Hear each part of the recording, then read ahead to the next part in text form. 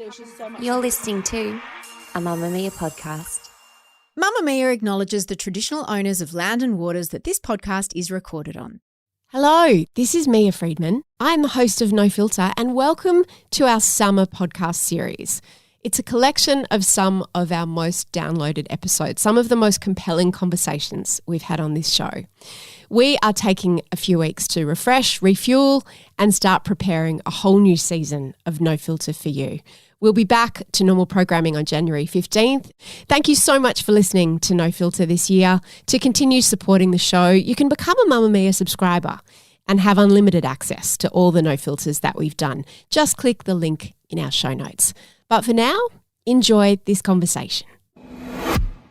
Just a heads up, this episode includes mention of child sexual assault. We will not be going into details at all, but if this is a difficult topic for you, you might want to skip this one. So, Jeni, I'm so glad to meet you. It is Jeni I'm talking to at the moment. It's lovely to meet you. Yes, it is. Yes. And what do I say, that you're in charge of the system at the moment? Is that what I say? I'd say I'm the current front runner. Current front runner. I'm the person that most people interact with. And do you control when you are the front runner and when one of your alters comes through? Who's in charge of making that decision? It's quite a dynamic process. So nobody controls it. It's more a case of people pop in and out to answer the question that's relevant to them. From Mamamia, I'm Mia Friedman, and you're listening to a very special episode of No Filter. Jeni Haynes is a 52-year-old woman with more than 2,500 personalities. 2,682 to be exact, and everything about Jeni is exact. She can tell you who every one of those personalities are. They all have distinct names and identities, and each of them has helped her to stay sane. My job as the entity currently known as Jeni is to go, okay, I am a suitcase. I'm the outside shell of a suitcase. And every night we construct the entity that is going to be Jeni for the next day. And so we put into the suitcase the skills and abilities we're going to need for the next day. You see, her brain made them, all of them, to save her from the monster who began hurting her in unimaginable ways when she was a tiny little girl and didn't stop for 14 years. That monster was her father, and his name is Richard Haynes. It's really important to Jeni that you know that name, and that as many people as possible know that that man, her father, Richard Haynes, is a sexual predator of the most depraved kind. This story is not easy to hear, and this episode is not going to be for everyone. Let me be clear about that. In my whole life, I have never done or even heard an interview like it. I've never ever spent time with anyone like Jeni or with the remarkable folks who live inside her. Several of Jeni's personalities, or alters, emerged during the course of our conversation, and watching her face and hearing her voice change when they arrive is utterly seamless, but it's unlike anything I could have prepared for. You'll have to trust me when I tell you that when you're talking to Jeni and these different personalities emerge and start speaking, it's really normal and really easy to accept. You can actually choose to watch this special episode of No Filter. There is a link to a video version of the full episode in the show notes. But whether you watch the interview or listen to it, here is what Jeni wants you to know before we go any further. She's not a freak show or a sideshow or an attention seeker, and she's most definitely not crazy. In fact, Jeni may be one of the most sane and sensible people you've ever met. That was the verdict of her psychiatrist. It was the verdict of the police. And it was also the verdict of a judge when Jeni and several of her personalities made history in 2019 because they all testified in court. And the result is that Richard Haynes was convicted in a child sex abuse case that detectives called one of the most shocking they'd ever seen. I impose an aggregate sentence of imprisonment for 45 years. As a result of the abuse she experienced over 14 years, Jeni has developed a condition called dissociative identity disorder, or DID. It used to actually be called MPD, or multiple personality disorder. And in many ways, this condition is what saved her life. Because to cope with the horror of what was happening to her every day, around age 4, Jeni's mind did an extraordinary and really quite brilliant thing. It began to create new identities to shield her and to help her detach from the pain and the trauma. The first identity to arrive, fully formed, was Symphony, a 4-year-old girl who became the master of Jeni's system. And that's the word that people with dissociative identity disorder use to describe the way their mind works. The system encompasses all the different personalities that make up the entity called Jeni. And on the outside, that's what you see. You see Jeni. She looks like a fairly ordinary 52-year-old woman. But inside her, more than 2,500 different personalities are living. And depending on what Jeni needs to do, what she needs to talk about, or who she needs to interact with at any particular time, on any particular day, the right personality for that will come forward and embody what from the outside still looks like Jeni, but sounds and speaks differently. Some of the personalities are female, like Symphony and Gabrielle and Linda, who you're going to meet, and some are male, like Little Ricky, Captain Busby, and Muscles, who is a 17-year-old boy who loves motorcycles and really wants to get his gun license. Muscles wants that for protection because the evidence of Jeni's father's crimes against her remains on her body today. She's permanently disabled by the abuse in ways that are quite life-altering. Now, Jeni was willing and even eager to talk about the details of what happened to her in our conversation. And you need to understand why. She said that hearing other people's reactions of shock when they hear what happened helps to validate her experience, and it makes her feel seen and heard in a way that is healing for her and her personalities, because as a child, they were never listened to, not even by Jeni's mother.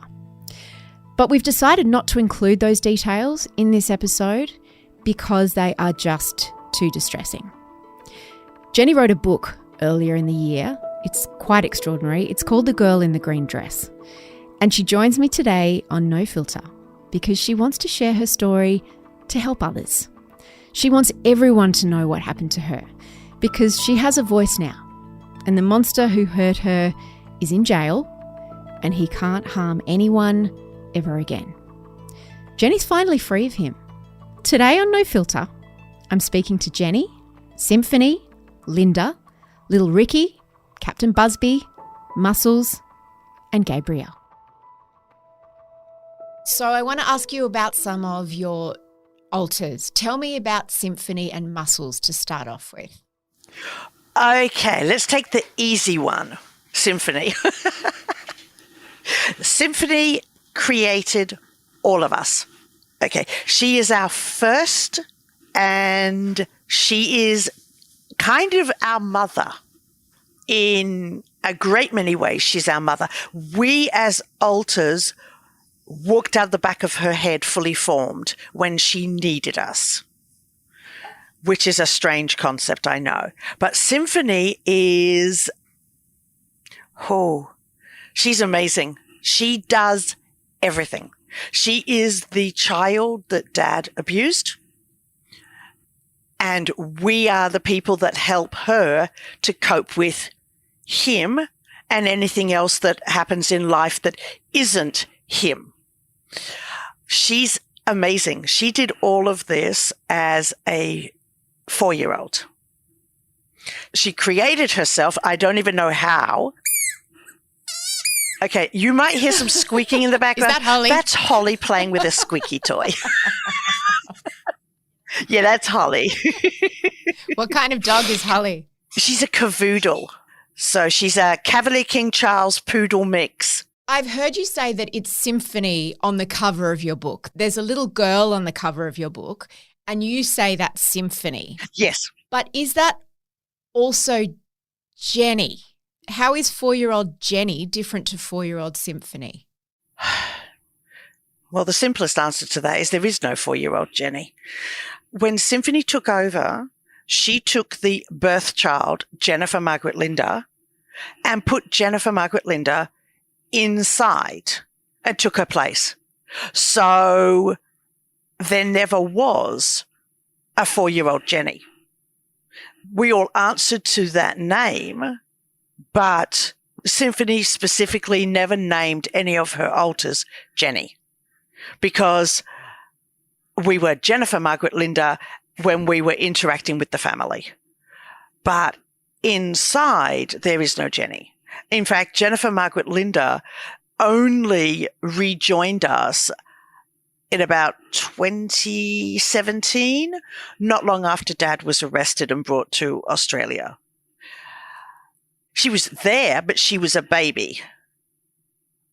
It is Symphony on the cover because there was never a Jeni.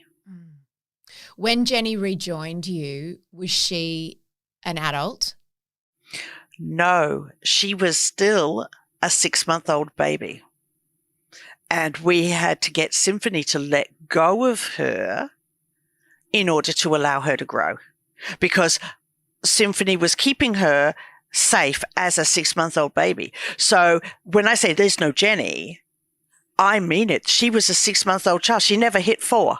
And then she went from 6 months to 49, which was a huge jump.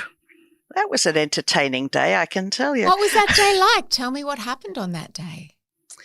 We had a chat with George, and we were talking about how Symphony was still protecting Jennifer. So he said, the war is over.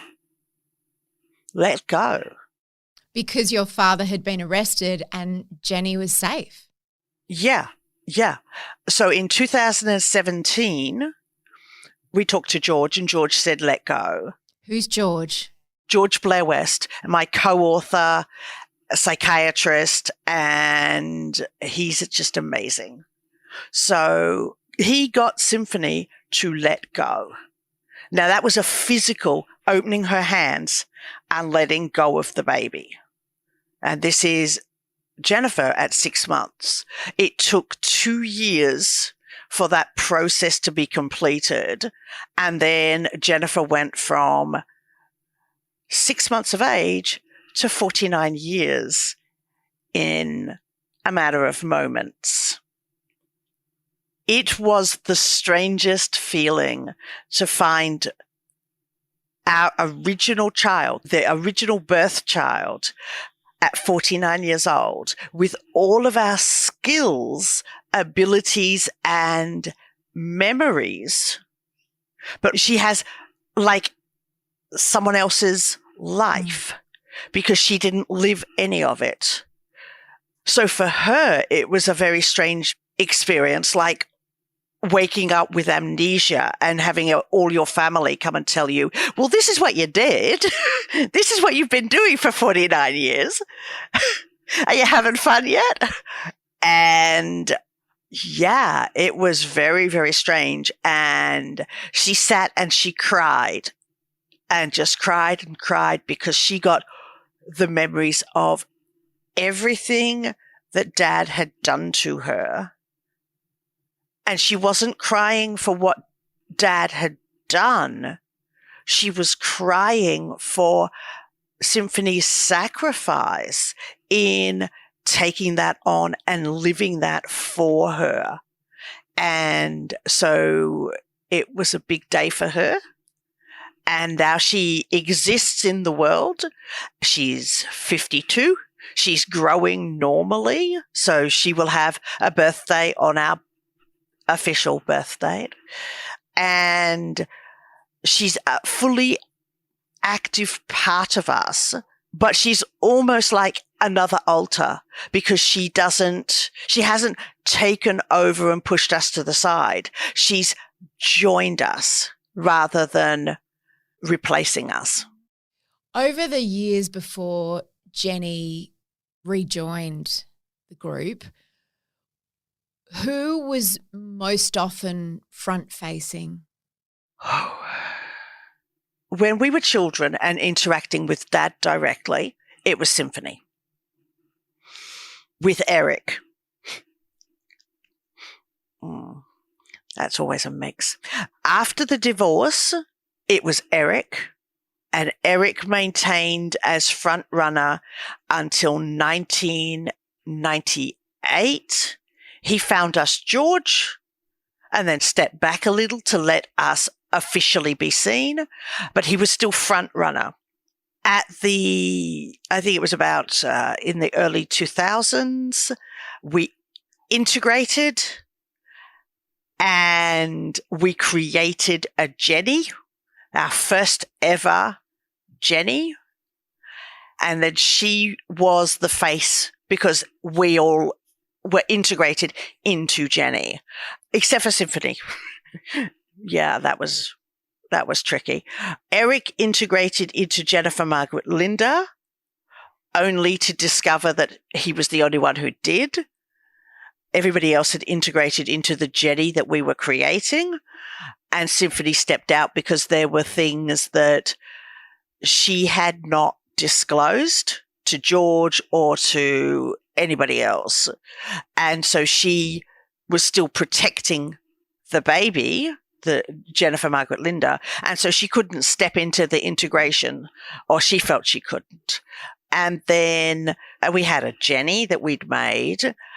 And then in 2009, when we started to go back to the police, Jeni found that people came back to help her. So that Jeni then did all the legal stuff, and that Jeni fell apart the Christmas before the trial. So Christmas 2018, that Jeni fell apart, and the entity currently known as Jeni stepped up to the plate and changed her name completely from her previous name and became Jeni, the official who everybody dealt with. And at the moment, the entity that's around most of the time, so most people deal with the entity currently known as Jeni, but how to put this, but we are trying to let everybody come out and have fun and do fun things. So we're not as consistently single Jeni as we have been. Does that make sense? Perfect sense. Front runners, they're a funny beastie. And am I still talking to Jeni? How will I know if I'm talking to someone else? Will they make themselves known? Okay, well, you asked a technical question, so I, as Linda, have popped out to answer your technical question. Oh, hi, Linda. So you're tech support. Yeah, tech support. I thought that the entity might have difficulty answering that question. So, yeah. But from 1984 to about 2003, we had a female body being run by a bloke. What was that like?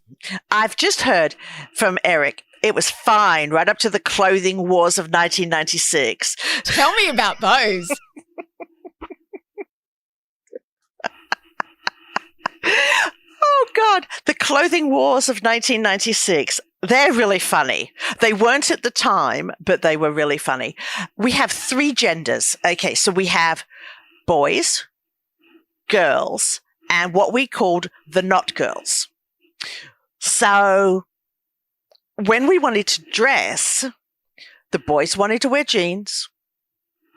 Some of the girls wanted to wear pretty dresses, and the not girls, if we could have worn a sack and stapled it all the way down like armor, they'd have been happy because they didn't want to be female because females get raped.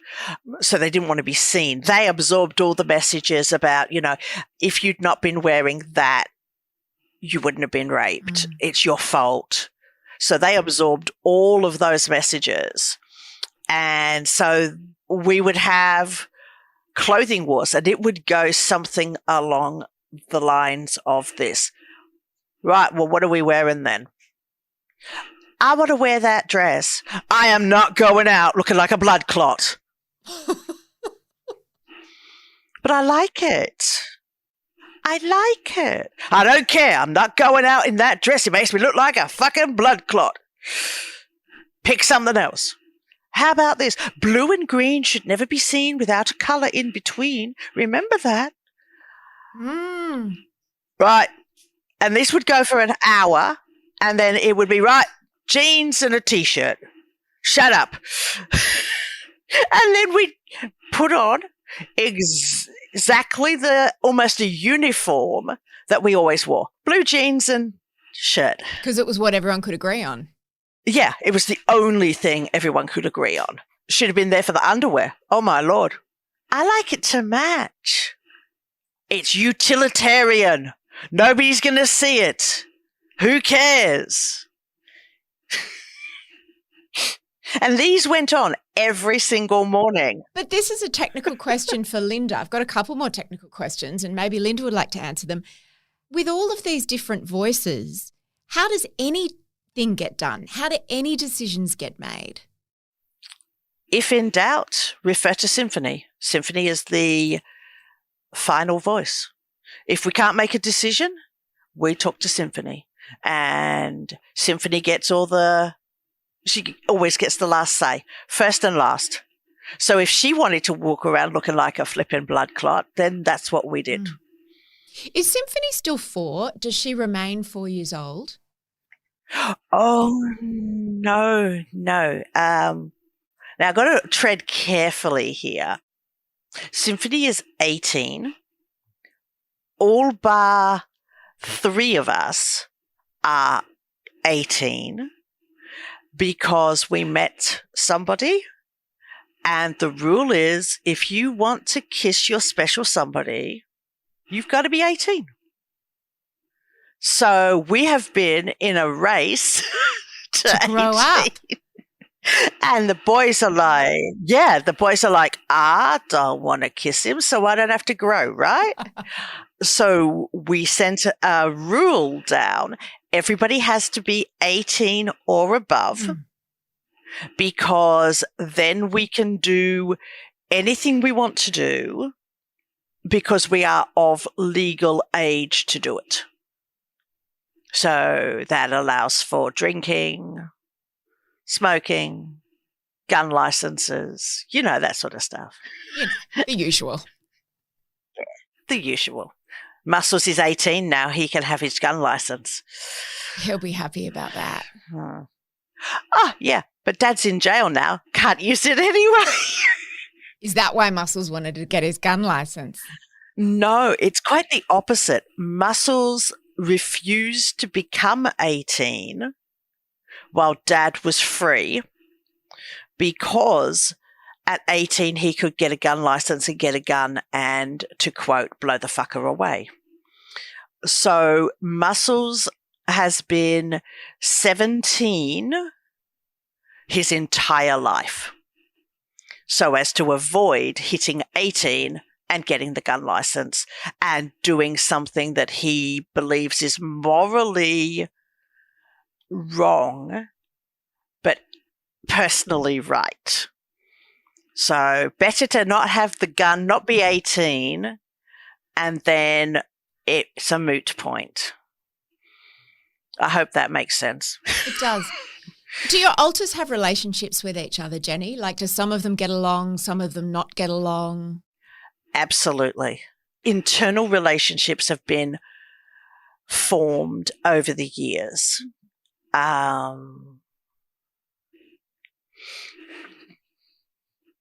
That's my question. I'm having that one. Hello, I'm Symphony. Symphony. Hello. Hi, Symphony. So great to meet you. Hi. What a legend you are. Not really. Just did what had to be done. But all of our alters, all of my people have friendships, relationships, and working relationships. So people who did a similar job, they sort of collected together, like imagine a playground with lots of groups of people. Everybody had people around them to support them. Nobody did nobody. Little Ricky. Little Ricky's the only person who did his job in isolation. And he was isolated through his choice, because he didn't want to taint anybody else with his job. What was his job, Symphony? His job was to send people out.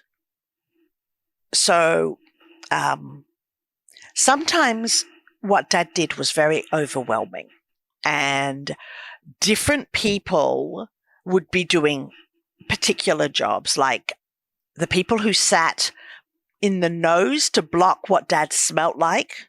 Sometimes Dad would arrive and he'd stink. Actually, every time he would arrive and he stank permanently. But as he was doing things, sometimes that stink got worse, and that would overpower somebody who was trying to deal with it. And so Ricky had to go and tap the next person on the shoulder and say, "You're up. You need to replace this person who's getting overwhelmed." And so he felt that he was just as bad as Dad because he was abusive. He was sending people out to be abused. And it seems funny to give an example around a smell, but Dad smells like the most unwashed man on the planet, combined with the smell of burning Bakelite. And it is rancid. It is a unique smell. I've never smelt it with anybody else ever. And it's an absolutely overwhelming smell. It was such that I had to create people who could stop my nose from smelling it. And of course, they smelt it. They took the smell away so that I could focus on what I had to do with Dad, which was invariably icky. So little Ricky would have to send people out to deal with the jobs. That's a hard job for little Ricky. So he's the only one of us that was isolated. Yeah. So he wears a grey suit like Dad. He's got big glasses like Dad. And even his name, Little Ricky, is a short form of my dad's name, Richard. So he identifies with Dad really badly. Is little Ricky still around? He doesn't have a job to do anymore. Yes. Yes, he does. Now he gets to choose who gets to go to the arcade and who gets to go and watch the movies. So we've taken his job and we've twisted it so that now when you get a visit from little Ricky, it's positive. You've been called in to look after something positive. So we're subverting all of our old jobs. I like it. I think that's very clever. Are you still making new altars, Symphony, or do you not need to make any more? Oh, no. The last altar I made was the student in 1990. I haven't made anybody since then. What did the student have to do? She went to university and studied. So she's the one that got the 3 degrees. She's very clever. Why did you stop making altars? Because we weren't living with Dad anymore. We didn't need altars. We didn't need new people because people were only built to help me to deal with things that distracted me from dealing with Daddy. And if Daddy wasn't there, then those things aren't distractions anymore. I see. And we made the student because we got into university. So we made a student to get us there. With the number 2,500, are there actually 2,500 altars? And are they all still, like, do some of them just kind of go on standby, or are they all present all of the time? Okay. There are 2,681 others. So there's me and 2,681. Not 2,500, but it's a nice round figure, see. We don't want to lose that extra 181. It just got rounded down. Better than rounded up, I guess. And before you ask, we know exactly and precisely how many people there are because Muscles runs a democracy. I get the final vote, but everybody else votes on everything. So he has the voting slips. So we know exactly how many people we've got because we got voting slips from everybody. It was a big question a couple of years ago. And does that vote happen like quickly, the vote, or it can take time? The vote is always quick, but the discussion leading up to it can take some time. Do any alters ever get to retire? Yes. So the Jeni that collapsed in Christmas 2018, she was tapped on the shoulder by the assassin and was officially assassinated. We have a small group of alters that are officially assassinated. When things get too much for them, we assassinate them. That sounds quite brutal, assassination. It does, but that's because it has to be scary because it's a final resort. It's the thing that you do when everything is too overwhelming and you've got to stop. But if you get assassinated, you're taken by the assassin to a door. He opens the door and pushes you through the door and locks the door behind you. You are now officially assassinated. But if we were to take cameras through that door, there's a huge room with beanbags and toys and books, and it's got everything we've ever wanted we have in that space. And the people that go in there, they're retired. They get to read books and play with toys and watch TV for the rest of eternity. So we have to make assassination sound scary because otherwise everybody would want to be assassinated and we'd all move into this one room and we'd be running Jeni from within that room. But nobody ever dies. They're assassinated, but they're still alive. See, we're not just multiple, we're sneaky and multiple. I get it. It's a very ingenious, complex system. It is complicated, yes. I will admit, it wasn't too bad when there was 5 of us, but it got complicated after that. You know, Symphony, sometimes people say you wear 10% of your wardrobe 90% of the time. So like you've got a whole lot of clothes, but you'll probably most of the time wear 10% of them. Yeah. Is it similar with alters? Do you have like lead roles in a way, and then some of the other 2,681 are sort of much more in the background? Is it like that? Yes and no. Our world is divided into 2 parts. There's the outside world, like what we're doing now, talking to you. And then there's the inside world. Now, the inside world, everybody has equal attention because everybody is doing their thing. Most of the time, everybody does their thing and nobody really thinks about it. In the outside world, we have a set of faces that interact with the outside world. So that one of the things about having so many heads is consistencies are a big problem. So that's why we have the front runner. And what happens with us is if we're in a setting where we need the knowledge or experience of another alter that is like a backroom boiler girl or boy, they will come and they will sit beside the face that's interacting with the world. And so their knowledge and experience is available but they personally are pretending to be Jeni. We are all expert at pretending to be Jeni. We can even sound like Jeni if we work hard enough.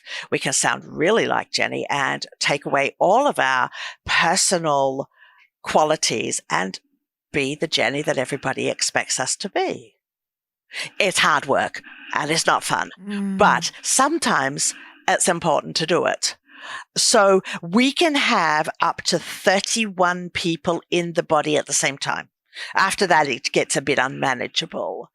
It was for a long time up to 24, but it spread to 31. And so if we've got a big task, like exams are really good because everybody who attended that lecture rocks up to do the exam, which makes exams really hard. When you've got multiple choice. Because everybody wants to write their own different answer. Exactly. In different handwriting. Consistency is not easy. How do you do that? Badly. Is that your job, Symphony? Is that to like manage the rabble? No. Most of the time it happens organically and nobody's in charge. It just happens. But sometimes Eric used to manage the rabble, but I don't have to do that. They're all mine. I just rock up and say the answer is this and this is what they do. I'm the final casting vote. You are the final casting vote.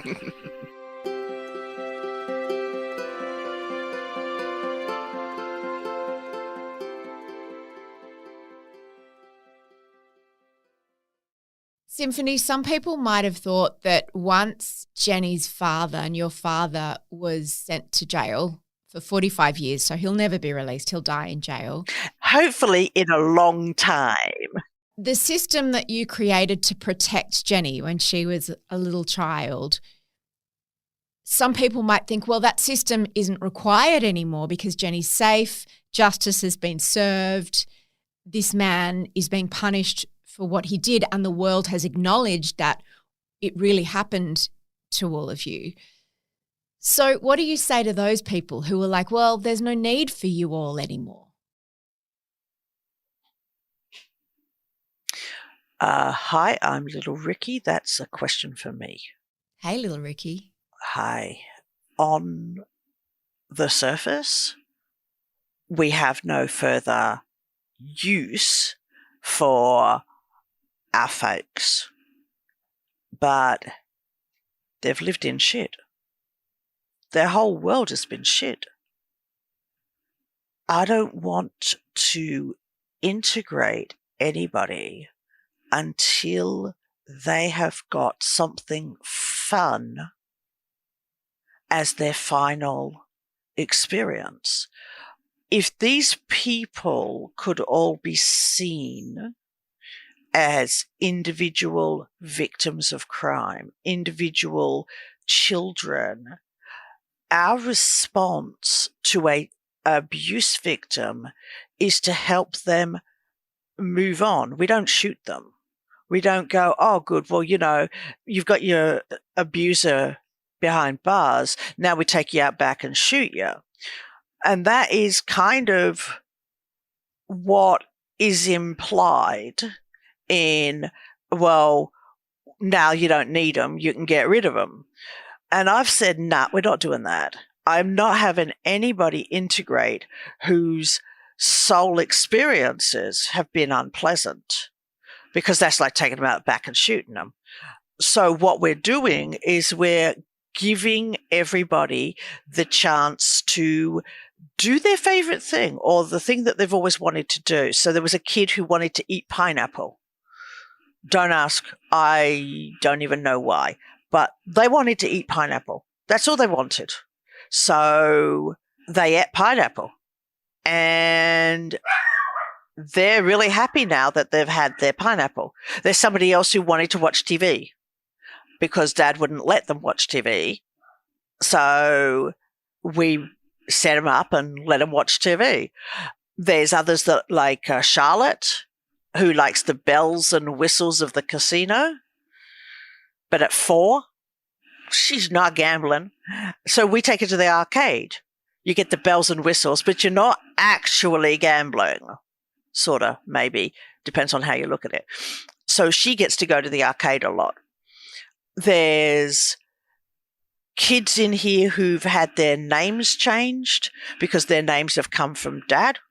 So Maggot was renamed by I believe the term that everybody's using at the moment is special someone, renamed her to Isabel because that was his favourite name. She's embraced that. Now as Isabel, she has put aside all those thoughts that she is disgusting and dirty and reminds people of maggots. And that's all been pushed aside because now she's been named and she's got a name, a new identity, and she's enjoying her life with her special someone. We're embracing all the things that we were never allowed to have. So color, textures, tastes. We watch TV, we play games, and the whole notion of playing games is fraught because games have multiple meanings. But we play games. One of the hardest things for Symphony is we want to play Dungeons and Dragons. Great. But the whole point of Dungeons and Dragons is it's a fantasy. It's not real. Well, Symphony, this is a big sticking point for her because she always tells the truth. So playing a fantasy game and allowing herself to explore what she considers as lies. I am not a male dragon born of a black dragon. I am a actual female child. Embracing what she considers lies has been a real learning curve for her because she understands there's a difference between lying for gain or telling stories. We had to actually sit down and get her to read fiction before she could even do this. And we had to say to her, you know, this is an okay thing to do. But I don't want anybody to integrate until they are ready. And they will not be ready until they have done whatever it is they've always wanted to do. Yeah, until they've had some good experiences. Exactly. Little Ricky, what's the difference between assassination and integration? Oh, that is such a good question. Okay. Assassination means you no longer have to do your job. You're still alive, but you're not doing your job. Mm-hmm. That's simple. An assassinated altar can integrate. That's easy. Integration is like making a cake. You are an ingredient. You might be one sultana. This person beside you might be 3 cherries. You don't know. You make a cake. You put all the ingredients in the bowl and you mix it together. It now becomes something different from what it was. But those parts are still there. Understand. Yeah, so integration is more a blending and sharing of skills so that the person that you're integrating into has access to those skills. So another way of seeing it might be putting all the pencils in a pencil case. Those pencils are individual, but in the pencil case, they are a collective. Yeah, I understand. Okay, great. I do. I really understand. Little Ricky, is that still you or is Linda back because we're talking about technical things? Oh, no, this is still me. Okay. Admittedly, I've got a number of people working with me to answer these questions, but it's still me mostly. We had a very strange analogy fuck up That's a good word. Yeah. We use the analogy of the cake, and it worked right up to the minute that people started to remove themselves from the integrative whole and come back as separate alters. And that was interesting because suddenly the cake was no longer a good analogy because the egg just walked back out. Yeah, I understand. So we had to find something else because that wasn't. Maybe more like a fruit cake where the sultanas and the cherries are still sort of whole but within the form of a cake. Exactly. That works. Yeah. So I get it. what we're finding is people are blending. People have already started the blending process. So everybody is still here. Everybody is still individual, but they're working in teams as opposed to individual now. So I understand. Good. So when we want something or we need a skill, instead of relying solely on one person to provide that skill, the blended people are instantly available. I said a moment ago that I'm getting support at the moment.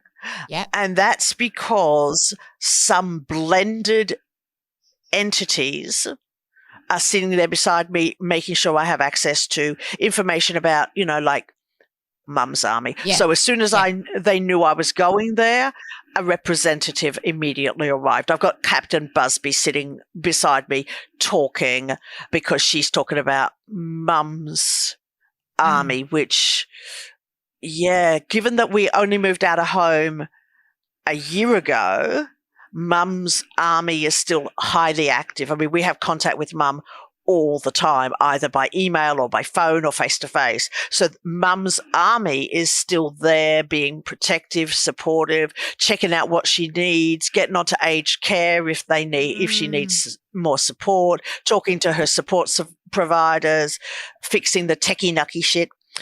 That army is still there. The jobs are different, but the army is still there. Make sense? I understand. Yeah, total sense. I'm not sure if you're the right person, little Ricky, but I wanted to ask about Jeni's relationship with her mother.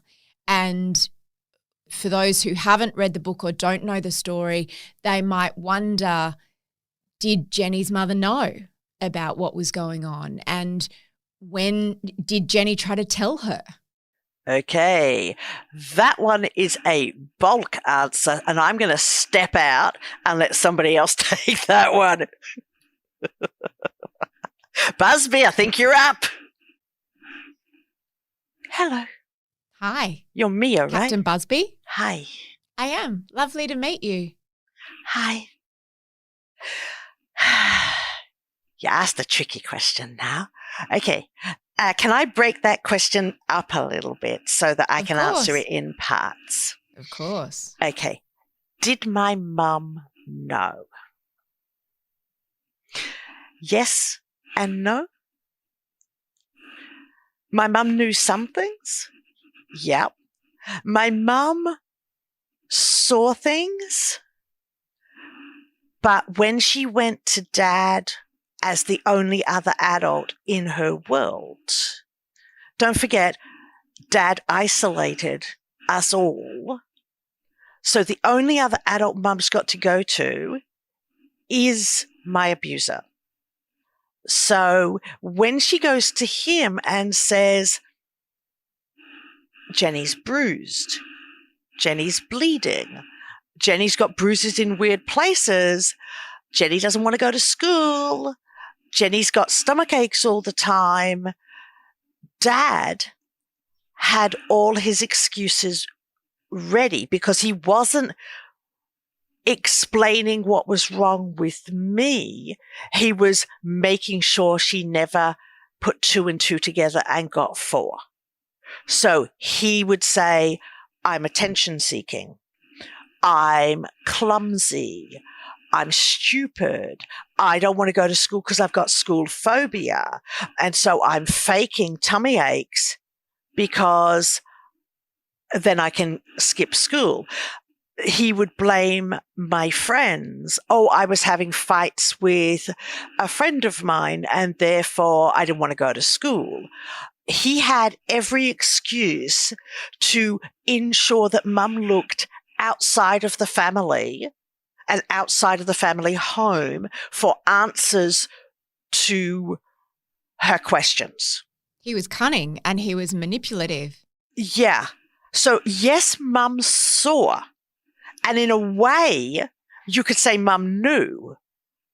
But when Mum tries to understand, she's sent out of the family home and she's given other things to think about than it's him raping me.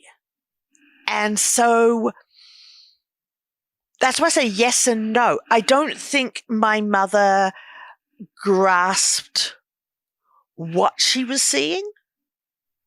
She was on medications that made her dopey. But, and this is the thing, Mum said that she was on medications. In the 60-minute interview, she makes it very clear she was on antidepressants.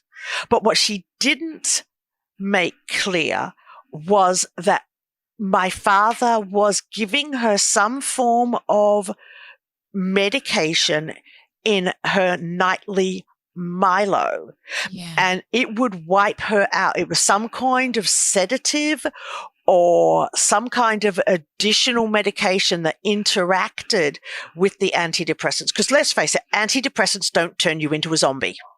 No. But so he was drugging her? Yes, he was drugging her. And it was in her nightly Milo. We bought Milo, years later, and she had one sip of Milo and she was out like a light. So her brain believes Milo equals you go to sleep. And so this was clearly something that was done so frequently, it became associated with Milo. And when did she find out what had happened? Oh. The trying to tell question. Judas started trying to tell when we were 8. He told her, I don't like Daddy's games. And Dad shut that down really quickly by saying that that's because we don't play fair, we cheat, which wasn't true. We weren't talking about Scrabble. I was talking about the kind of games that no child should ever have to play. And they weren't games. Be clear, this was not games. This was abuse, sexual assault on an industrial scale. So Judas tried to tell. Then we kept trying to tell. And every time we told, even just a little bit, we were instantly denied. Jeni's a liar. Jeni makes up stories. Jeni doesn't know the truth, which really upset Symphony, as I'm sure you can understand. We have held one thing absolutely, it's our prime directive. We tell the truth, even when it's difficult. And so your question about Mum knowing is super difficult to answer without I understand. making unpleasantness for my mum. Yes, my mum knew, but she didn't know in a way that made it easy to act on. I understand. Have you all forgiven her? How have you forgiven her? With a great deal of difficulty. We forgive Mum because we want to continue our relationship with our mother. I don't want to lose my mum. And she's my queen. You know, I said that in the book. Actually, it's really funny that the Queen has just recently died. It was like she put a full stop at the end of my need to see Mum as a queen by dying. Of course, Jeni's delighted about the arrival of King Charles. She's been waiting for that for a long time. She's been dying to see what he'll do. But it's almost like the Queen has said, you don't need to do this anymore. I don't need to do this anymore. We'll just die and have done with it. Why did it stop? How did it stop? How did you make it stop? The abuse. Yeah. Mum got a divorce. My father moved out of the house, taking my sister with him. And the sexual abuse and physical abuse finished, but the emotional abuse continued because we had to keep having contact with him and my sister, and that whole interaction was abusive. But the sex abuse ended when my mum decided to get a divorce. When you were 11? 14. 14. We had 3 more years of abuse after Australia. We went back to the UK, and trust me, he didn't stop. He didn't stop until he actually moved out of the house with my sister and went to Wales. So I had another 3 years of torture before it all ended. So although the story for Australia is from 4 till 11, he did this from younger than 6 months old until I was 14. So Australia, because of jurisdictional problems, Australia can only deal with what happened in Australia. And the UK can only deal with what happened in the UK. We need some sort of system whereby a country can say, this person lived in our jurisdiction. We're going to take hold of everything that we did, and we're going to charge for England, or we're going to charge for what was done in America.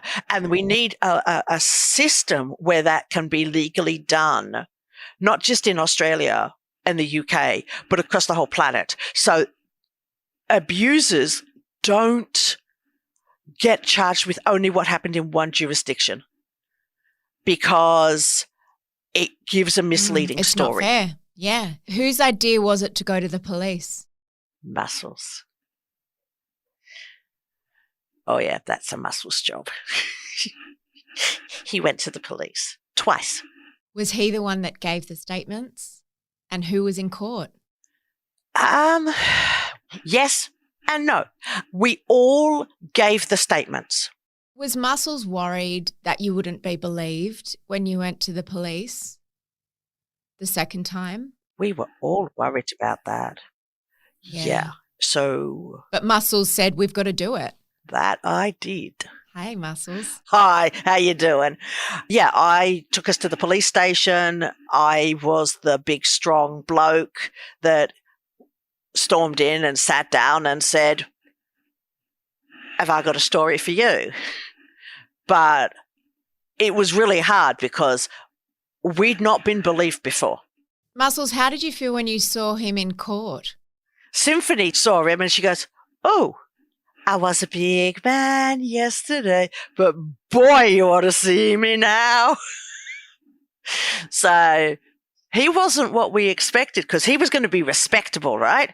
He has used his respectability as a reflective mirror for so long. So we're expecting him in a suit. He rocks up in prison jumpsuit and we're just like, whoa.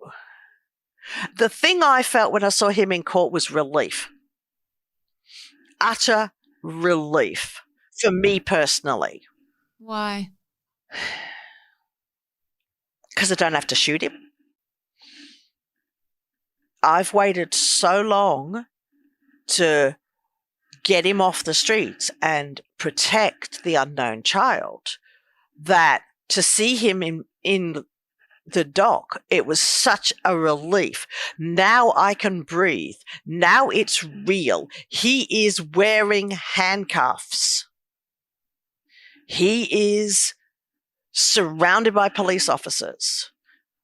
I don't have to kill him now just to make sure that he doesn't do this to anybody else. So the relief was palpable. Did everyone feel the same way? I imagine some of you were scared. Everybody was terrified. Bear in mind, this is first day of court. And all we're saying is, it's okay because we got a plan. Doesn't matter what he does because we got a plan. And we're going to do that plan. We have worked it out. We know what we're doing. So there's panic but reassurance at the same time. So Eric's reassuring everybody, it's okay, we got a plan. Don't worry, Jeni's got a plan. And they're like, oh my God, he's there, he's real. Yeah, but don't worry, Jeni's got a plan. What was the plan? Now, plan, waive right to anonymity. Sex abuse survivors are granted anonymity. But if your abuser is your family member, that gives your family member anonymity as well, which is fine if that's what you want, but it means that the media can't report on the story, or at least if they do, it's got to be de-identified. So your abuser never gets the community outrage that they get if it's a stranger who's attacked you. Then they can say their name. They don't identify the victim, but they can say the name of the offender. What a choice to have to make. Yeah, so you can protect yourself and by extension, protect your abusive family member, or you jettison your protections under the law and you make everybody know what he did. Well, in order to protect unknown children for eternity, we chose to waive our right to anonymity. And it was a big choice. We had kept our mouth shut as per the police requests for, by this stage, 10 years. It was 2019. He finally gets into court. That's 10 years after we went to the police. It's been a damn long time. And we've not been able to talk about it. We couldn't put up #MeToo because that could kill the case. We were told one word from us could kill the case. And so I phoned the police and say, if you tell me the word, I promise not to say it.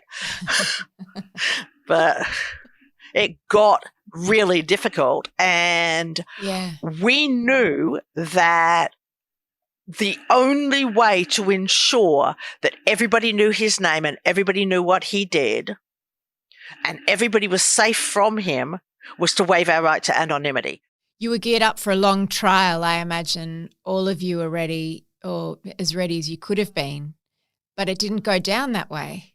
No, that was annoying because we're ready to tell everything he did. He only lasted 2 hours before he pled guilty. Yeah. So over 2 days, we talked for 2 hours, 45 minutes over 2 days, and he couldn't hack Symphony telling the truth, the whole truth, and nothing but the truth. And he didn't like it, so he rolled over. But he rolled over not because he was guilty and feeling guilty and needed to make this go away because, it was traumatizing his victim. No, he pled guilty to stop everybody from hearing what he did because the media were in the courtroom ready to report on what he did. And he didn't want details of what he did to get into the media. I know this man. I know what kind of a slime bucket he is. This was not, I plead guilty to make life easy for Jeni, because that's not him. He pled guilty to shut us up, which he succeeded in until he got his victim impact statement. He didn't like that, I can tell you. But he sat in court smirking. Were you in court when he was charged? One of the things that was really important for us was we wanted to hear the indictment. We wanted to hear him be faced with his crimes and hear him plead. So the judge allowed us to be there when they read the indictment, which is quite unusual. But she said, as it affects me and nobody else, it was okay. And we were there when he went, not guilty, not guilty. Fast forward 3 weeks and he's in court and they reread the indictment and he's got to go, guilty, guilty. And the judges go, can you speak up? Guilty, guilty. Oh, look, lost some volume there, haven't you? Yeah. Muscles, you're a legend. Thank you. Thank you. Before I let you go, though, I've got a question that is not for you, and I'm not sure who it's for, but either little Ricky or you will work out.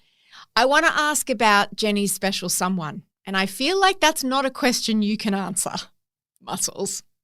No, I could answer a couple of questions about him, yes. But I'll leave that to Gabrielle, I think. Okay. That'll be a girly question. It's a bit of a girly question, All it's right. true. All right, well, nice to talk to you.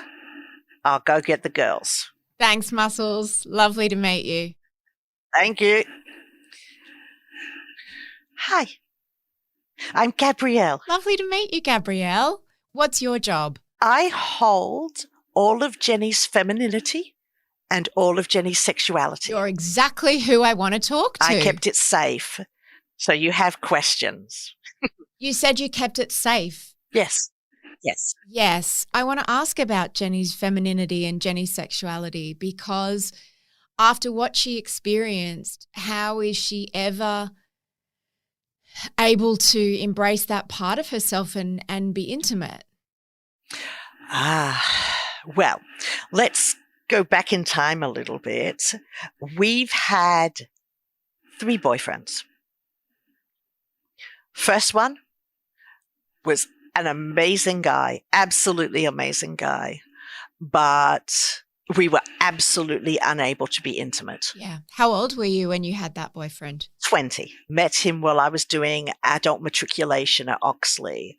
Year 11 and year 12 done in 9 months. It was a lot of work, and we then met Michael while we were doing that. And it was lovely. It was absolutely lovely. But I was not in love with him. Having fallen in love finally, I know that I was not in love with Michael. So that's Michael number 1. Michael number 2, we met after the first trial. Nice guy. I must say this, nice guy, and probably did not deserve what we did to him.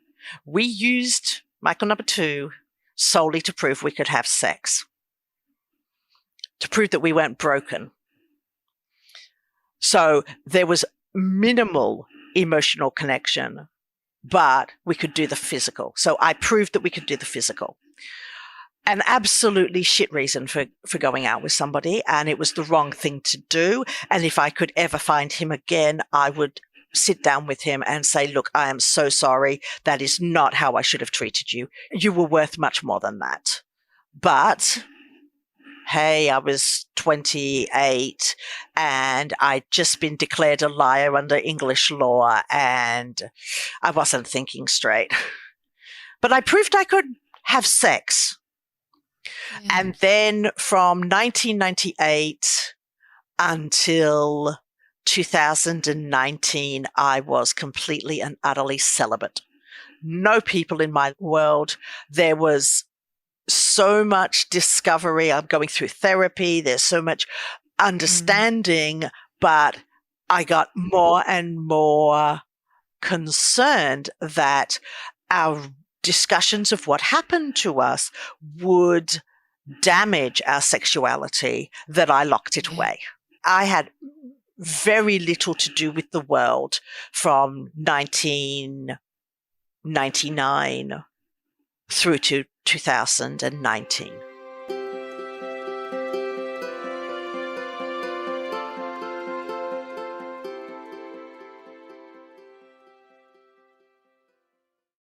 Did you feel lonely?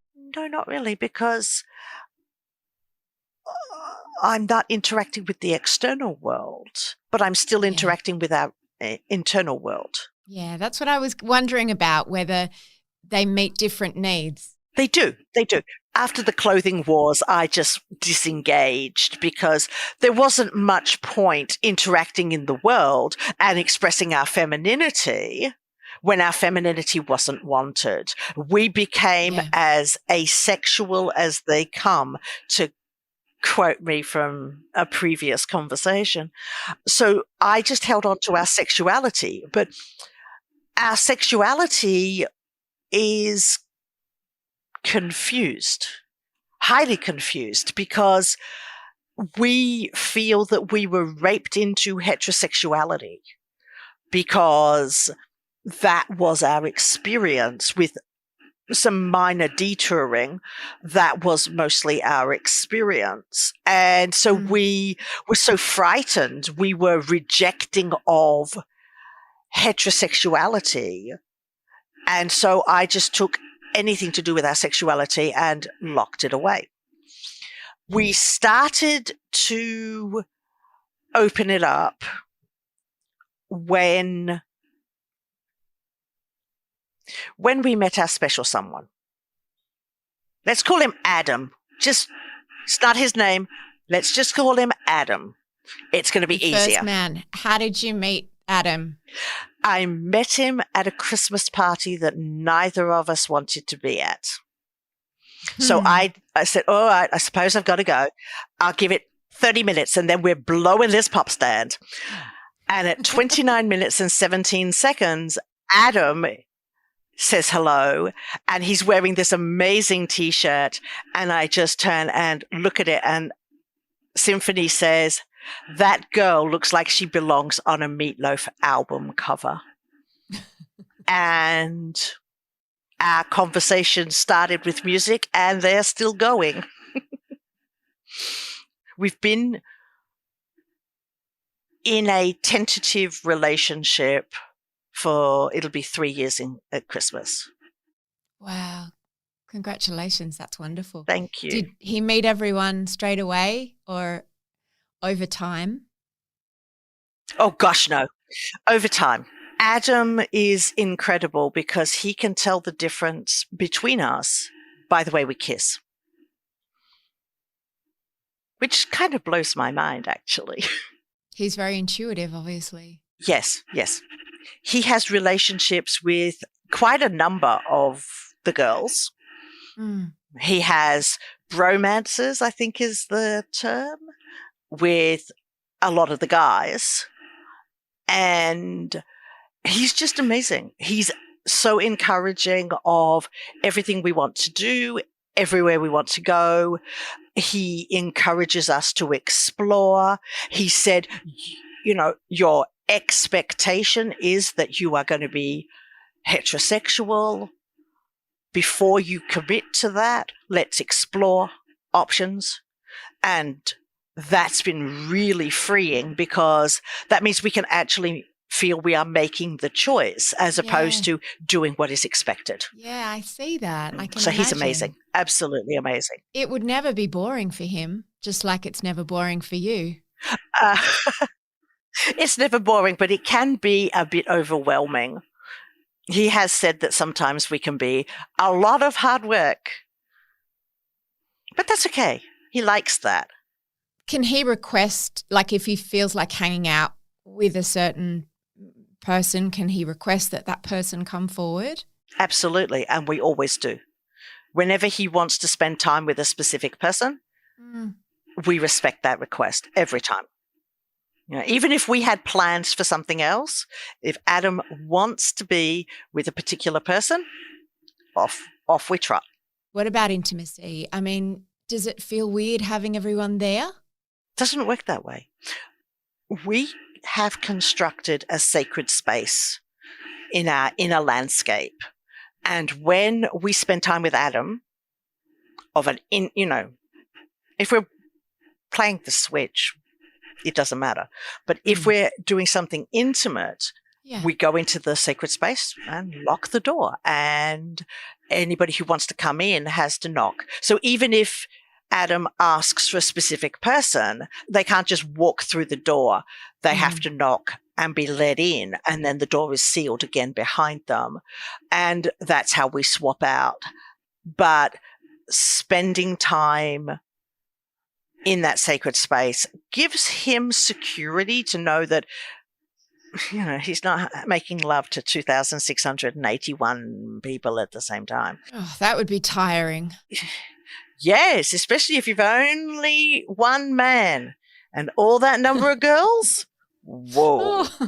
A long queue. Long queue going down the block. Mm-hmm. Yes. that would be exhausting on a number of levels. But it's about being respectful. And we have a never-ending conversation about consent. Consent is the first and last thing we talk about. And we have been known to stop in the middle and check for consent because we've had consent taken away from us so much that having consent, giving consent, receiving consent is so important. And it also means that Adam has the chance to control what he consents to as well. So making love is easy, okay, because we're in love with him. We are completely in love with him. It's easy. The difficulty is remembering to make love in ways that are very different from the way in which we were raped by Dad. Yeah. And that's the trickiest bit of all, is how to negotiate that acts that might on the surface be identical, because let's face it, there's only a certain number of ways you can do the do. Yeah. Acts that look to be identical to what Dad did to us are infused with very different meanings. Yeah. So the consent conversations are really important. The checking in is really important, and changing the way in which it's done is really important. And so certain acts of intimacy become infused with the concept of this is a gift. Doing this is a very intimate act, and I'm doing this, it's a gift. It's a gift of intimacy as opposed to a crime. You sound happy. You sound I am. You sound very much like a woman in love. Oh, good, because I am. It's wonderful. And a woman who has found immense healing. Yes. I wanted to ask, we've talked about a lot of things and we've talked about a lot of really difficult things, and I know that talking about them can't be easy. How will you all feel afterwards? Will you feel exhausted? Will some people who weren't involved in this conversation be front-facing to give the others a rest? Well, the feeling we have right now as this draws to a close is exhilaration. We feel exhilarated. We have told our truth. We have told the truth. And we've demonstrated that MPD is not a sideshow. We've demonstrated the ease with which we switch, the fact that we are normal people with normal interests, concerns, worries, fears. Yeah. We've demonstrated by just sliding from one person to the other that really MPD could be all around you and you wouldn't notice unless you're looking really carefully. You could be friends with someone with MPD and not know. Yeah. We've also, once again, battered Dad with the reality of what he did. And we've got his name out there. And so more people will be aware that Richard Haynes is a scumbucket. And that's important because of the secrecy around sex abuse. And so somebody who is going through the process of reporting their scumbucket might look at this interview and go, actually, you gain so much more from waiving your right to anonymity and having your personal scumbucket in the media than you do by hiding them. Nobody talks about this. If I can talk about this and make a change in just one person's life, that's wonderful. So I'm hoping somebody will watch this and go, oh my God, I treat my ex-family member exactly like their abuser does. I need to change. Because as survivors, we are constantly told to change. I have changed to fit in with everybody. But they are the ones that need to change. There's nothing wrong with me. I'm the healthy one. And I've got MPD. Sure are. And yet, according to the psychiatrist, I'm the healthiest person in my family. So that's a spit out. You are. So if people can understand that MPD equals victim of crime, MPD equals a family that is non-supportive, even when they want to be supportive. My mum, my brother, they want to be supportive. But because of the way they've lived, their support isn't as effective as it could be because it's wrapped up in a package made by my dad and my dad's treatment of me. And if people can understand that and try to fight against it, even if they say, hey, I recognize that I'm treating you the way Uncle Murphy did. I'm trying to be different. Work with me. That is what we need to hear. Because in therapy, what we hear is the only person you can change is yourself. And I have shaved bits here and smoothed bits there and punched holes here to fit in with everybody. And it's only in the last 3 years I've said, fuck it, I'm going to be me. You are a bloody legend, Jeni Haynes, and Muscles and Thank Symphony and Gabrielle and Captain Busby and everybody else and little Ricky, everyone else that I was so lucky enough to meet today. Thank you. Your story is extraordinary. Your book is masterful and your courage is boundless. Thank you. So many people owe you a debt of gratitude for your honesty and your courage. Jeni, thank you. Thank you. Thank you so much.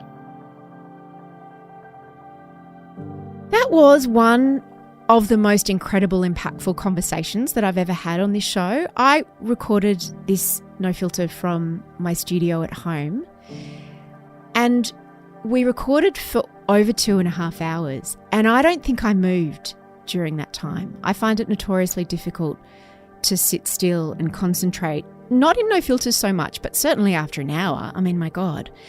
But I was absolutely riveted, and I'm sure you were as well listening to that. And we really wanted to emphasize the fact that it's not easy I don't mean it's not easy for me to interview someone who is traumatized, but I always do it, and we always approach it here at No Filter with a huge amount of care and sensitivity.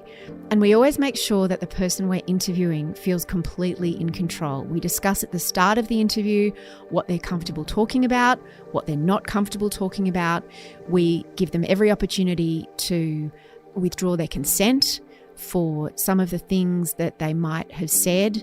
And we always make sure that they are safe, that someone is with them, and that the whole experience is as, I won't say positive, although in Jeni's case, she used the word exhilarated for how she felt at the end, which I thought was really interesting.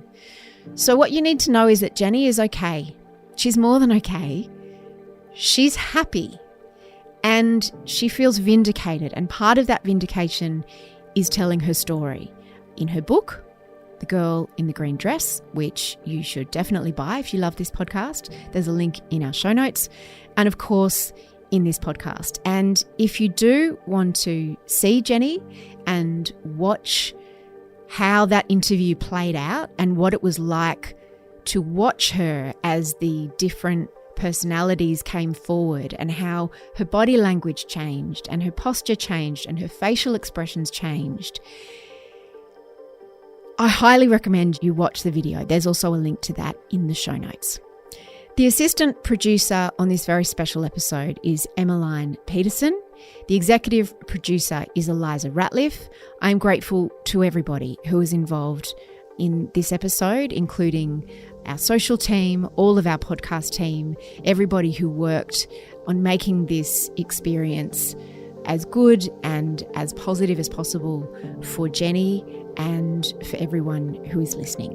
Remember, please call Lifeline if you need any support. Their number is 13 11 14. I'm Mia Friedman. Thank you for having me in your ears.